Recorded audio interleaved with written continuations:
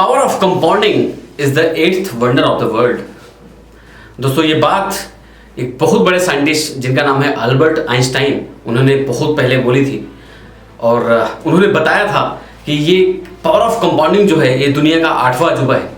ये कैसे 8वां अजूबा है, आइए दोस्तों हम लोग डिस्कस करते हैं। दोस्तों मेरा नाम है विपुल अग्रहरी। आइए इस पूरे डिस्कशन के अंदर हम लोग ये जानेंगे कि पैसों की समझ के अंदर ये कितनी जरूरी है जानना कि कंपाउंडिंग पैसों में किस तरीके से काम करता है। दोस्तों मैं आज आपको बताना चाहूंगा एक ऐसी शख्सियत के बारे में जो एक बहुत बड़ा नाम है इन्वेस्टमेंट इंडस्ट्री के अंदर। अगर मैं बात करूं स्टॉक मार्केट इंडस्ट्री के अंदर अगर मैं बात करूं, जिनका नाम है वॉरेन बफे।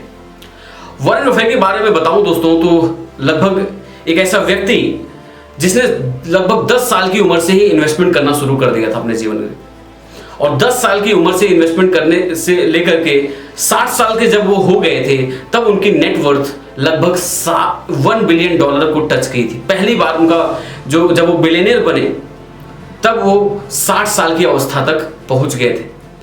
और जब अचंभे की बात यह है दोस्तों कि 65 साल की उम्र के बाद जब उनकी नेटवर्थ $85 बिलियन होती है तो वो उसमें से $83 बिलियन की जो कमाई होती है दोस्तों वो लगभग 65 साल की उम्र के बाद होती है। तो है ना ये हैरानी वाली बात। जबकि दोस्तों एक बहुत इंटरेस्टिंग फैक्ट है जो मैं आपको बताना चाहूंगा। अगर वॉरेन बफे की बात करूं दोस्तों तो इनकी जो कंपाउंडिंग ग्रोथ है वो एनुअली 22% के हिसाब से कंपाउंडिंग ग्रोथ के हिसाब से इनका जो रिटर्न है वो ये है। और ऐसे ही सेम अगर मैं बात करूं तो एक व्यक्ति और थे जिन्होंने लगभग 50 साल की उम्र से इन्वेस्टमेंट करना शुरू किया दोस्तों, जो कि 66% एनुअली रिटर्न ग्रोथ के साथ आगे बढ़े। 85 साल की उम्र तक उनकी जो नेटवर्थ बनी वो लगभग $22 मिलियन बनी। जबकि वॉरेन बफे ने 10 साल की उम्र से इन्वेस्टमेंट शुरू किया था और आज उनकी नेटवर्थ $100 बिलियन से भी ज्यादा है।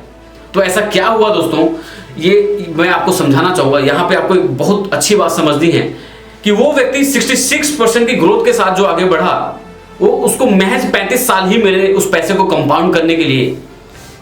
वहीं वॉरेन बफे को लगभग 80 साल मिल गए उस पैसे को कंपाउंड करने के लिए, उस पैसे को ग्रो कराने के लिए, जिससे उनकी नेटवर्थ 22% के एनुअल रिटर्न के बावजूद भी इतनी बड़ी नेटवर्थ जाकर के बन गई।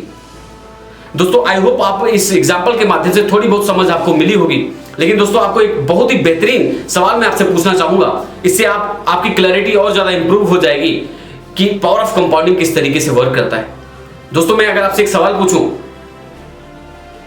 कि अगर मैं आपको डेली 1 लाख रुपए दूं और 31 दिन तक, पूरे महीने के 31 दिन तक मैं आपको 1 लाख रुपए दूं, और दूसरा ऑप्शन मैं आपको देता हूं कि मैं आज केवल आपको 1 रुपए दूं और कल ऐसे ही मैं आपको 2 रुपए दूं, परसों आपको मैं 4 रुपए दूं, और ऐसे करते करते करते करते 30 दिन तक लगातार मैं 2 गुने से ग्रोथ के साथ मैं आपको बढ़ाता जाऊंगा, तो मैक्सिमम लोग आप में से आप लोगों का जवाब प्लीज कमेंट बॉक्स में जरूर बताएं।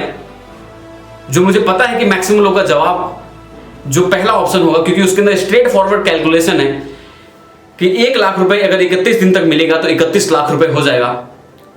और जहां पे आपको 1 रुपए से शुरुआत हो रही है लेकिन 30 दिन तक अगर वो कंपाउंड करता है दोस्तों, तो आप जानकर के हैरान हो जाएंगे कि महज 30 दिन के अंदर ये कंपाउंडिंग इफेक्ट की वजह से आपका पैसा कितना बड़ा हो सकता है।